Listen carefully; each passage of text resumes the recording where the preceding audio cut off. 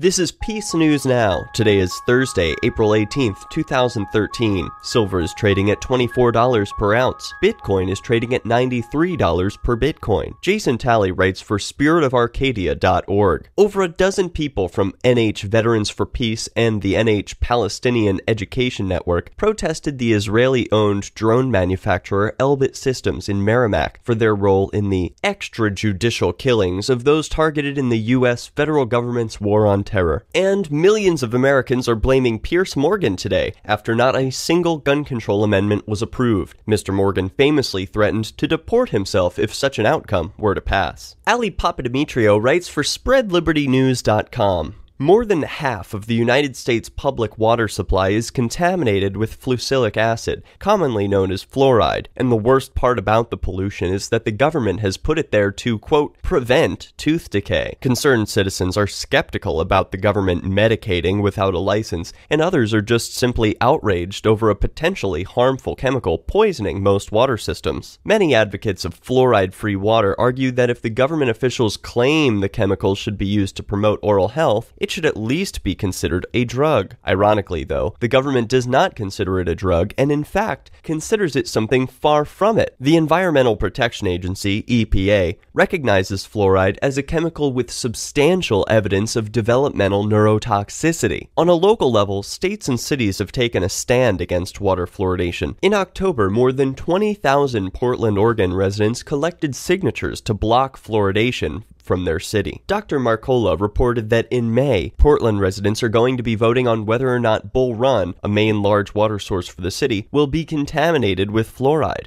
Dr. Marcola said, quote, Portland rejected water fluoridation in 1956, 1962, and 1980, but after more than a year of secretive planning, fluoride lobbyists convinced the Portland City Council to add this toxic waste for their public's consumption. Luckily, the citizens of Portland stood together by gathering enough signatures to force the decision to a vote in May 2013. Hopefully, with your help in spreading the message, Portland will once again stop this measure. Are you tired of the U.S. government killing people around the world? Are you tired of having to pay for their murderous rampage? Stop using their money. There is an alternative. Bitcoin is a stateless, free market, non-political currency. Bitcoin is money that cannot be inflated or controlled by any government. Bitcoin takes the power of money from government and returns it properly to the people. By continuing to use the dollar, you are helping the government. Stop doing it. You have an incredible alternative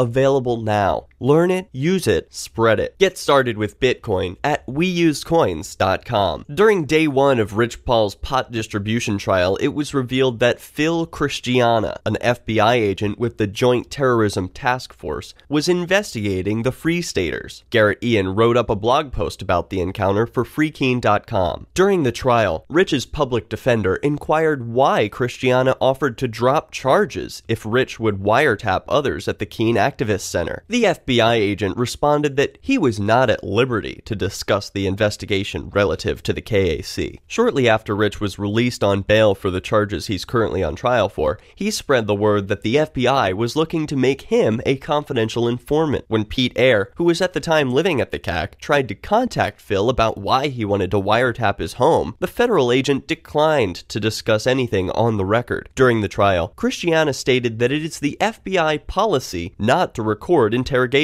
so no record exists of him trying to convince Rich to covertly record others. What does it say about an individual whose job it is to record others without their consent for the purpose of collecting incriminating evidence against them that does not feel comfortable discussing the nature of their work on the record? This man is supposed to be an FBI agent with the Joint Terrorism Task Force Boston Division. It's his job to avert disasters like the Marathon bombing, but instead, he's been too busy investigating pot smokers and political activists to bother catching any real terrorists, and instead turns a 3-time heroin dealer out onto the streets in order to pinch a political dissident who happens to deal in pot. Live updates from the trial will be posted to the Free Keene Twitter feed as proceedings resume in the morning. This has been Peace News Now, your daily update on the peaceful evolution. For links and videos, subscribe to PNN at youtube.com/peacenewsnow. For peacenewsnow.com, I'm Derek J, reminding you that we're all a part of the same chain.